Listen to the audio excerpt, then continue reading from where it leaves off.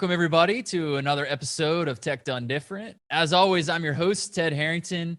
And with me here today is our special guest, Deshawn Jackson, the Director of Cloud Ops and IT at Social Solutions. Deshawn, thanks for joining us, man. Happy to be here, man. Been looking forward to it all week. Thanks for having me. Yeah, me too. You know, when you and I were talking about where should we explore our conversation today? I mean, there's so many parts of your viewpoint and perspective that I'm interested in discussing. But you had this idea that really jumped out to me, and so I kind of want to start here. This idea of we need to crawl before we walk and walk before we run. And I don't want to do injustice to what you were talking about. So maybe you could share with our audience what you mean by that idea and sort of put it into context. Yeah, absolutely. I've been working in the information security space for about 10 years now. A portion of that was in the military, and then a portion of that was, out in the wild in the private sector. If I analyze my career, and you look at those stages of information security, where the crawl is, you're figuring out technical change management processes, you're figuring out the basics for vulnerability scanning, escalations, maybe even defining a security team in the first place, and kind of moving through the walk phase where you're starting to have engagements with third parties. Maybe you have some form of security standard or compliance standard like SOC 2, ISO, something along those lines. All the way up to run, which would be kind of the domain of threat hunting, working around the clock with, MDR partners and that sort of thing. Most of my background in the private sector has been in taking organizations from a crawl stage to a walk stage. I understand that your audience is primarily, information security folks, IT folks, maybe some cloud ops folks. So in terms of, the value that I could provide to your audience, it's probably mostly, in that area. Cool. Yeah, I mean, it's such a powerful and beautiful way to simplify this idea of maturity, right? And that's definitely one of the big terms that people are talking about now is security maturity, and where is an organization, where should it be? And I like the way that you sort of, I guess, broke them into different strata. So in your experience, how is it that, and I know that this might even just be an informal designation and maybe not like, well, these are the criteria I look for, but when you Right. think about how you made that separation between walk and between crawl and walk, as we're talking about, how do you get at that, and how do you think about that? I mean, you certainly described these are some of the things that happen at each stage, but let's say someone's listening to this and they're like, well, what stage am I at? How should they be Right. thinking about where they are? Yeah. It's a really good question. One that I should probably have an answer that I've thought of before. But Off the cuff's the best. yeah, man, you got the real me. I suppose one way to describe it is, does the security organization operate as a part of the business? Right.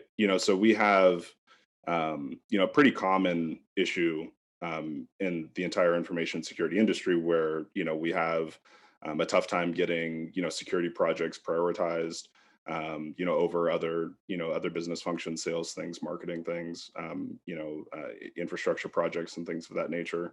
And I think a lot of that stems from security organizations lacking a full and holistic understanding on what the business is.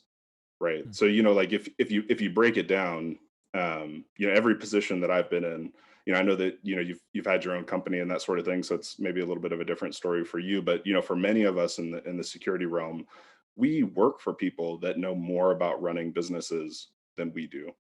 But I think a lot of security professionals can tend to forget that, right? We become so absorbed in security tasks, and we approach businesses with this perspective of security projects should be prioritized and they're not, and we skip the step of really taking the stance of humility and asking the right questions to understand what the business actually does and how the business makes decisions.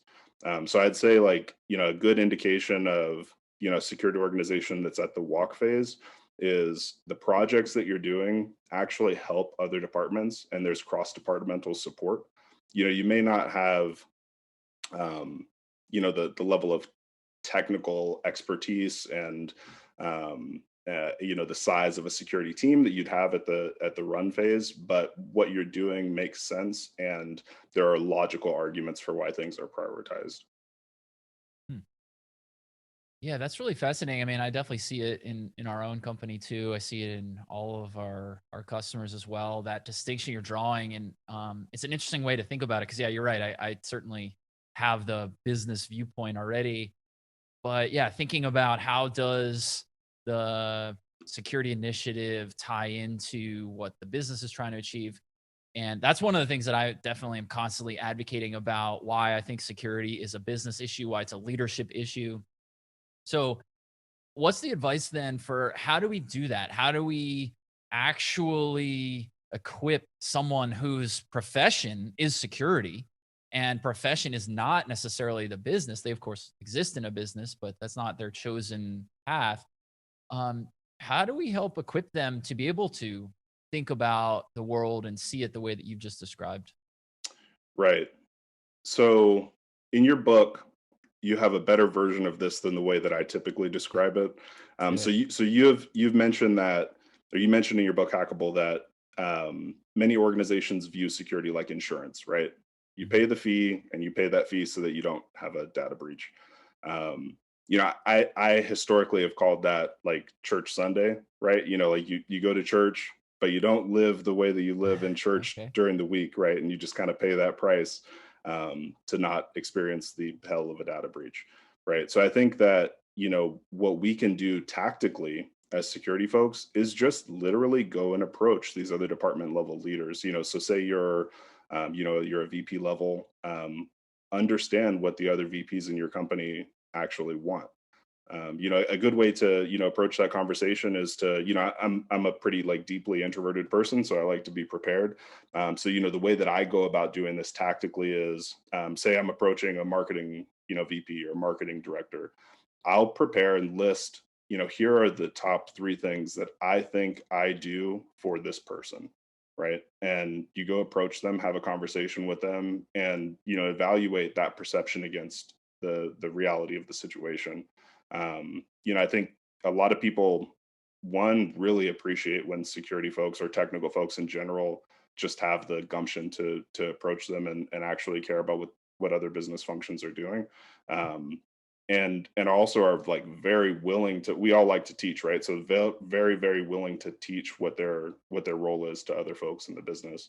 And as you start to develop that picture of like what the business actually cares about, we have this gift in security where security is very obviously a common thread that runs through everything in a business, right? So it should be very easy for us, once we have a picture of what the business actually cares about, to tie the initiatives that we have to something that they value. And at the same time build the reputation in the business of actually following through and delivering on whatever those metrics are that the other business functions care about. I love this idea that you just touched upon around teaching. Certainly, I mean that's one of the core values at our company is education, and I believe that the best way to learn something is to teach it. I mean, like I think about like this is so crazy to me that I did this, but when I first started, years and years ago, I was like, well, if I want to be able to learn all these security concepts, I should probably go give a talk at a conference. It's like, what? Like, that's how I'm going to go learn these ideas. Yeah. But it was, it's for me a terrifying thing at first to do. And then I got up and like, hey, I served, like, no one killed me. There was no one sticking me with a, pitchfork at the end. And Yeah. I think that, that's obviously an extreme example. I don't think people need to necessarily get up on stage to talk about something they don't yet know about. Um, but this idea of teaching is really powerful that you bring up. And is what you're saying, I believe is what you're saying, and I agree with it if it's what you're saying, but I want to make sure I know what you're saying. Is what you're saying that you believe that most security people are very motivated to try to teach things? I definitely agree with that. That wasn't necessarily what I was saying, but I do, but I do agree with that Okay. statement. So we if we break down what that is, right? I think we all agree with what you said, right? That sometimes when you want to learn something, or really anytime you want to learn something, the best way to do that is by teaching it. But why is that, right? I think the reason is because many of us can do things. Like for example, I love grappling, right? And there's like say I want to execute a choke or a throw or something. Maybe I can do that and I can perform that thing just because I've seen it happen. But oftentimes, when we're forced to teach something, we have to examine the philosophies behind what we're doing, right? And as you're sitting in front of the class trying to show that throw or teach someone how to prioritize, vulnerability assessment results, you're forced to actually think about, well, how do I do this? And in that process, you improve and you learn. And I think, because security people tend to be very curious and inquisitive and um, subscribe to the principles of continuous development kind of by design, because it takes that to be a really successful security professional. I think as a byproduct, we're all um, in love with teaching. I like how you just casually throw out that, like, yeah, I mean, in my spare time, I like to choke people and grapple them. And so I think everyone listening to this is like, Yeah, I'm not going to mess with Deshawn. So I'm not whatever any he good at it, says, I'm but good with it. yeah. I'm not gonna, we just got to choke a few more people. And Yeah, man. because Yeah, yeah. practice makes Or perfect. teach. Yeah. Yeah, teach. Like, this is how you choke that person. Mhm. Um, well, that's great. So I love it. I love the idea of continuous learning. I totally agree with you. And so maybe you could give me some advice on this. So one of the things I'm doing with the book right now is I'm actually turning it into a course. So Mm, that the idea is I want to get all these insights that I've acquired over all these years. I want to get them into every format possible so that they can help people. mhm. So, there's the book itself. I have an audiobook coming out. The course is another way to do that. It How do you think that people who are interested in continuous learning, which I agree with you, I think most security professionals are, how do you think that a course necessarily fits into that? And I started this question asking about, here's the thing I'm doing, and I need advice Yeah. about me, but it's really a bigger, broader question about how do we even approach continuous learning? Like, Mhm. from your experience, how are people learning? Is it through books? Is it through courses? Is it through attending conferences? What's the best? Yeah. It's a really good question. And it's probably a little bit of a different answer for every person. Mhm. One of the things that I've really, really delved into over the last year or so is in paying very close attention to my habits, right? So, I think for me, I love reading books, right? I think like from like a return on investment perspective, there's no better investment than spending $10 on a book, $15 on a book, and just having a wealth of knowledge that Right. it took some unfortunate soul many years to write, right? Right. It's a good trade off. But I find so maybe if I read 100 books, I'll have like one idea that I remember from each book. Or if you ask me, 5 years later, what is in a book that I read, 5 years ago, I'm probably not going to remember very much.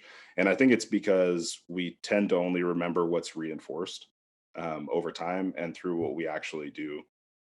So for me, the best process is something like, I read a book, I take a course, and I try and remember something that I can actually go and apply in the real world, whether that's in a conversation that I'm having with someone, if it's an idea, whether it's a real world application of a skill that I learned in a book, and when we examine our habits, I think that's the measurement of continuous development.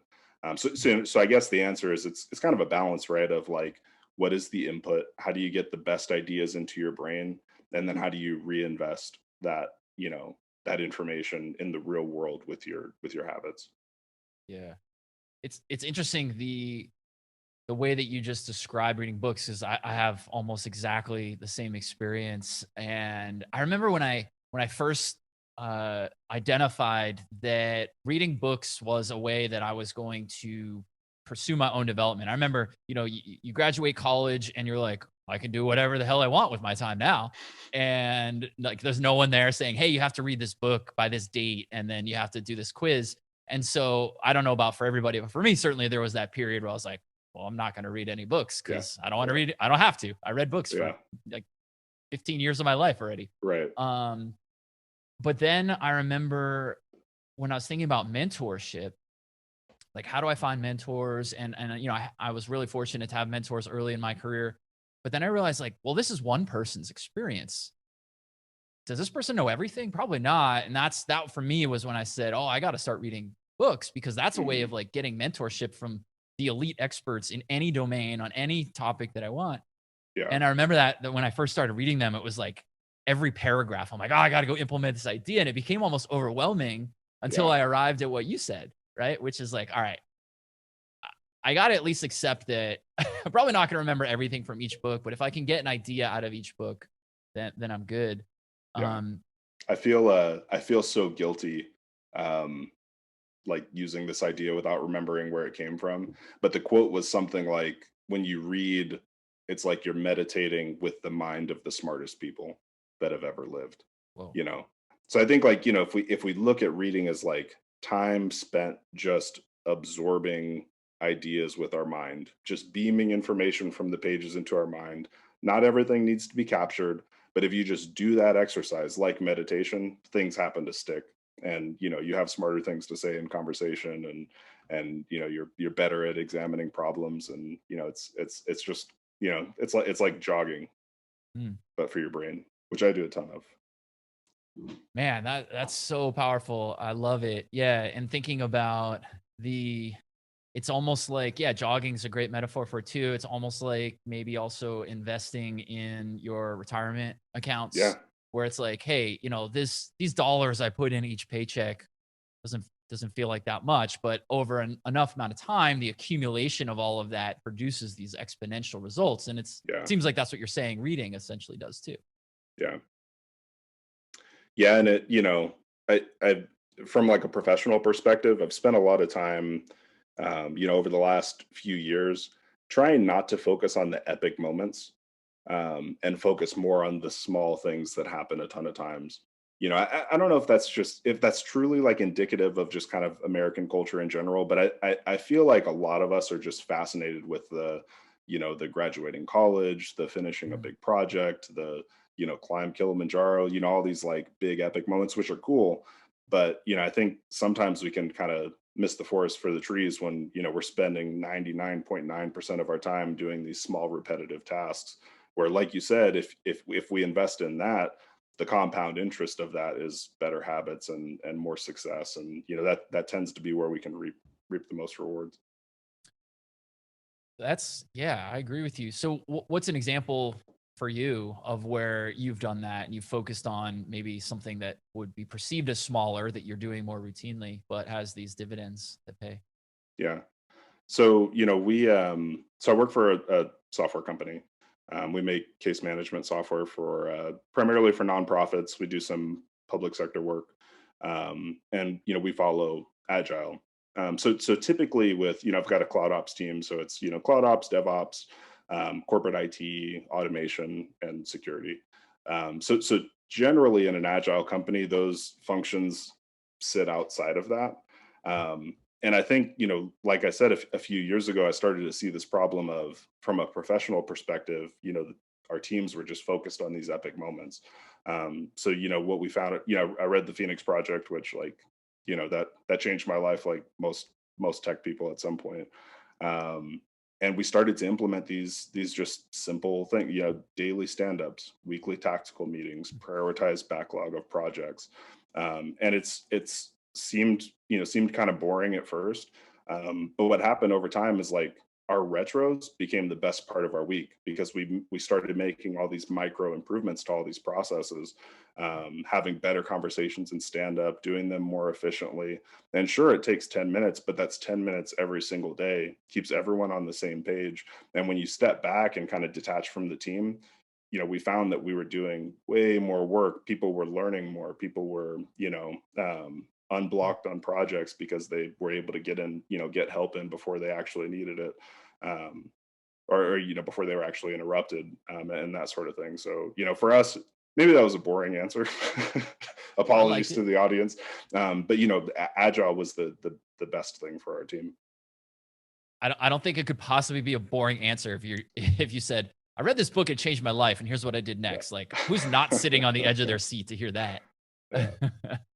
Um, some of the themes that I'm hearing you talk about today are the way that you I'm not sure quite how to phrase this exactly, but it seems like you have this really good focus on um like the precise habit based, like the things that happen every day. That's a couple things that you've mentioned, and you're sort of drawing it in contrast from the big huge achievements that take a very long time to achieve. Are you meaning to say that those are mutually exclusive, in that, like, you if you're focused on how do you focus on those small things like a daily stand up or whatever, does that mean that you can't achieve some massive major thing, or is a change like that required in order to achieve a large long-term outcome? Right. Yeah, good question. And no, I mean, epic moments are awesome. I mean, everyone likes the epic moments. Sure. And it's not that they're mutually exclusive at all. I mean, I think habits are the vehicle that you know drive us to those moments. And you know, uh, what's the right way to explain it? It's something like um, habits are the strategy, and the epic moments are the markers on the road, right? So the epic moments are showing you that you're doing the right thing, not the point of doing the right thing. Does that make sense at all? Totally. Yeah, because I mean, we certainly can't achieve things that are different if our habits don't change, because if your habits aren't calibrated to achieve whatever the goal is, then it's a wish, it's not a Right. goal. And I mean, I've certainly seen that with some of the things that I've set out to achieve, which are big, like, you know, when I wanted to run a marathon, as an example. It's like, well, my fitness plan at that time was not aligned to being able to do something like that. So I had to change habits, and changing habits is hard, but eventually it sticks. And all of a sudden you've got this, like, I don't know, I hate the word framework, but I guess you do kind of have a framework that helps you build whatever towards you're building towards, right? Right. Yeah. Yeah. And I guess to bring it back to security, I think a problem that we have in the industry, or a problem that a lot of folks have in the industry, is um, your retention, employee retention. And, Mm. I think that a lot of that comes from the majority of the work that we're doing not being meaningful. So maybe where those two things tie together is, sure, we all like the big epic moments, right? We like, being able to tell our boss that we cleaned up 90% of the vulnerabilities in production, or, like those things are cool. Um, and I think the downside is that it kind of leads to a roller coaster effect, right? Where, when you're in the middle of one of those epic moments, you feel great. But then when you're not, you don't feel great. So I think, if we have a good map where we can tie our actual small day to day, 99% of the time habits to those big epic moments, it puts meaning, in the hands of our, in the hands of our, of our day. It gives meaning to the things that we're doing throughout our day, right? Which I think helps kind of stabilize that roller coaster. Yeah. Yeah, there's definitely a job satisfaction element to what you're saying too, right? If you feel like, hey, this thing I'm doing each day is working towards my goal, that's going to feel way better than I'm doing this thing each day and then I can't wait until I have time to work on my Right. goals. Yeah. So Then how it's does then it's someone church Sunday or insurance. I love it. Yeah, church, by the Yeah. way, the church Sunday thing is really good. Yeah. So how does someone okay, so let's game this out, because we sometimes run into this where um in our organization, we're very goal oriented. I mean, like any company is, I don't mean to say Right. like that's somehow special, but like we each the executive, the leadership team will set a vision, and then the department heads will set goals to support that. And then each individual sets goals in furtherance of the department goals. But this weird thing happens sometimes where people who are given full autonomy to set their own goals sometimes set goals that they then later feel like, well, that doesn't tie to what I do every day. And yet there was the full autonomy to choose whatever Right. the goals they wanted to, as long as you're going towards this, like this is the end zone. Work towards that. Choose the play that you want to get there. In your experience, how have you seen people be able to better align those things, like the goal you're trying to achieve and the habits you're going to do every day? Yeah.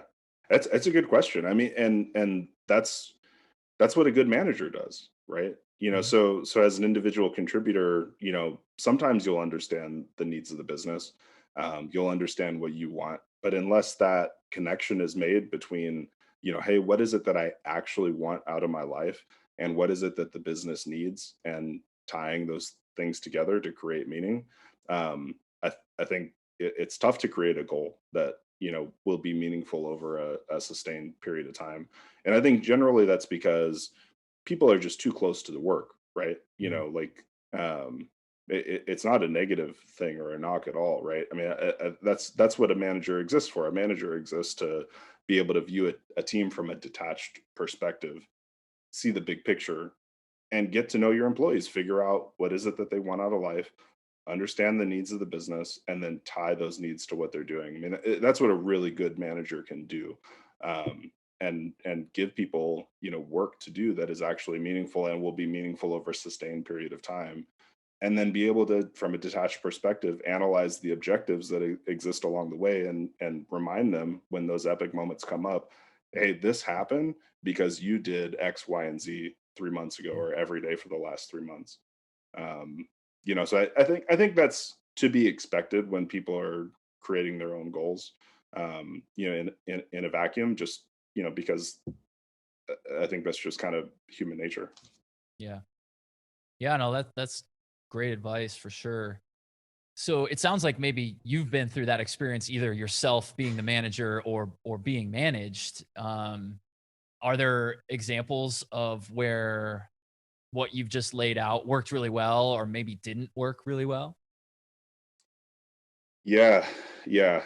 I've definitely screwed this up, and I've definitely been the person that's created the goal that I thought was smart at the time, and it wound up not being the right thing to do. So I'm trying not to sound like a broken record, but in the past, when I've created goals that have felt meaningful at the time, but later on they seem like a bad idea, it's because it's all epic moment and no habit. You know, Mhm. say I have a goal that I'm going to go and get a specific certification, or I'm going to upgrade an architectural component on a legacy application, something along those lines, but it's not tied to my day to day work. I've been in these situations where, it's January and it seems like a great idea, but then we get to December and it's like, well, man, I've been doing my day job and I haven't had a chance to study for this cert, or haven't had a chance to upgrade this architectural component. So, I think, when I have messed that up in the past, it's because I haven't tied what I've thought all objective, no path to the objective. Does that make sense? Mhm. Totally. Yeah, where it's like, I'm gonna I don't know, that marathon metaphor is probably a good one, but it's like, I'm gonna run a race, but no discussion of like, on day 1, I will run 2 Right. miles, you know? Yeah, Yeah. that's a good point. I like it. And I guess to a certain extent, it requires repetition, right? You have to have gone through a process of setting goals for yourself over a certain number of years and then set goals for other people or help them set. And then eventually it's like, oh, okay, now I kind of get it. Um, cool. So as we wrap up here and we're coming to the close of our time, if you were to, obviously we're doing this in podcast format, we're not in a room together, but if, there's people in the room and you were to look them in the eye and say, hey, like, here's the thing I want people to walk away with based on, the things I've learned or experienced or I'm advocating for. What is the big thing that you'd like to make sure that our audience walks away with today? Yeah. So I think,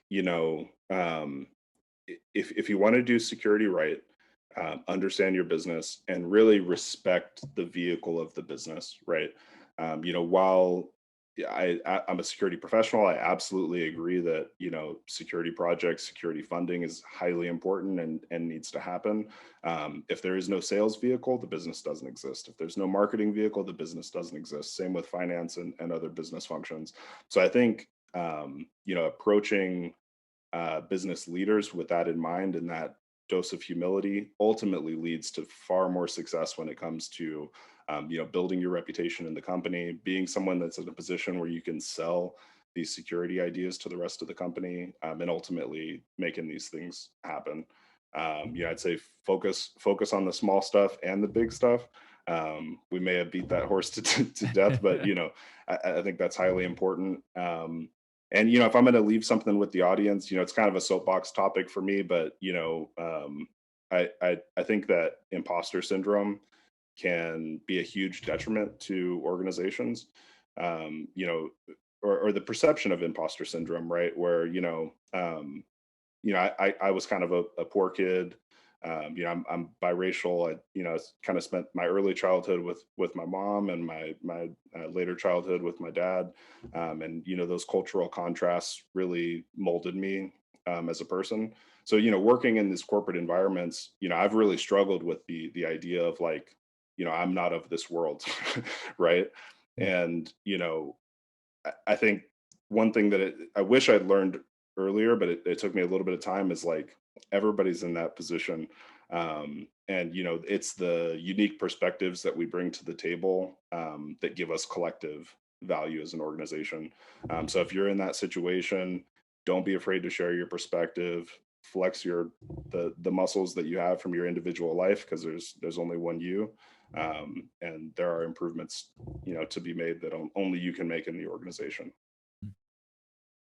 I feel you, man, on imposter syndrome. I think I'm so glad you brought that up because I think that it's definitely a common theme in the industry. I see it with a lot of really talented security professionals, security researchers in particular, who will, have really amazing insights to share. And the world needs those insights, but they Right. hesitate to share them on a stage unless it's like the hottest, most groundbreaking O day in, that's gonna like change the world and it's gonna be on the front page of some Right. newspaper or whatever. Uh and I do think that, I mean, obviously there's a lot of issues with that. Like a lot of people don't like public speaking. Sometimes the research maybe is old. But I think the bigger thing is along these lines where people are worried, like, well, what if I get up there and someone starts poking holes in my ideas? That's not going to Right. feel good. And I mean, I feel imposter syndrome myself all the time. Like writing the book, I was like, is someone going to think I'm a fraud? I'm like, wait, no, I'm not a fraud. But is someone going to think that, it's like, it's a natural Right. thing. Yeah. Yeah. So how do you think that people can overcome it? I think it's a skill, and you just have to get out there and do it. Like one of the biggest things that I regret is, I had an opportunity to join a special unit when I was in the army, and I started to feel that my boss uses this example all the time, where if you're the feeling that you got when you were a kid and you were riding your bicycle a little too fast down the hill and you Mhm. started to get scared, you got to move towards that feeling. So I've always regretted feeling that and then not going and pursuing that opportunity. So I guess my advice is, when you feel that like you're in that situation, when you feel like you're just going a little bit too fast, just a little bit more than you're ready for, embrace that. Because that's like the boundary of learning, and the farther that you push that, the farther you'll see you're able to go. Oh, that's awesome. Such a visceral we've all had that Yeah. experience, right? Yeah. Riding the bike too fast, like, or I was skiing the other day and I had Yeah. that feeling too. I'm like, oh God, what am I doing right now? Kill Yeah. myself. Yeah, I went through this process of understanding fear in the course of writing a book, and I would definitely recommend anybody who finds himself in that the bike's going too fast scenario to you do a couple things. First, you write down what the fear is that you're worried about, and then you write down, well, how likely is it to happen? And then you write down, well, what's the worst case scenario if it does happen? Like, how bad is this? Do I die? Do I lose my profession? Do I lose my loved one? Like actually write down worst case scenario and then write down what do you have to do to neutralize that or to minimize the Hmm. risk. I mean, we're all ultimately risk professionals if we're in security. And just writing those few things down, all of a sudden you realize like, oh, this thing's not that scary. I've named Right. it. I've identified it. So like the fear of public speaking that people have is, uh, I mean, there's obviously a psychosomatic part to it. Just Hmm. viscerally, your body's like, Yep. no. Yeah. But it's like, oh, I might get up there and say something bad. It's like, okay, well, you're pretty smart. Get up there and say something that you do know about, and then people Hmm. will be glad to hear it. So yeah, that's great Yeah. insight, man. I'm totally Yeah. with you. It's like the different. I love that. It's being objective. It's like the difference between what ifs, and what ifs drive you crazy Yeah. versus like what am I going to do about it? Which Mhm. empower you. So yeah, I'm gonna steal that. Yeah, totally. I mean, Yeah. one of my fears was, what if I write a bad book? And as soon as you write it down, it's like, well, the solution is write a good book. And then, I mean, that sounds like a little easier said than done, but it's like, Right. okay, well, now I know what I need to do. So now it's, how do you write a good book? What are the elements of a good book? What makes a makes a book good? And that's way more actionable than the like, what if it's not good? And Right. so Yeah. that would definitely be, my advice to people for sure. It was definitely not a bad book. Man, I've got like 15 pages to finish your book. I left it in a barbershop. Bald guys go to barbershops too. So I've probably got to buy it again. Oh, well, I'll have to send you a copy. We'll take care Yeah, of that. Those 15 pages. I like it. Um, well, Deshawn, thank you so much for spending some time with us here today. I think you've imparted so much wisdom to the audience, to me personally too. I've gotten a lot out of it. So thanks for your time, Likewise. man. Yeah, thank you. It was a blast. Appreciate it. Yeah. And everybody else, if you want to learn more about the show or request to appear yourself, just go to tedharrington.com/podcast and we'll catch you next time.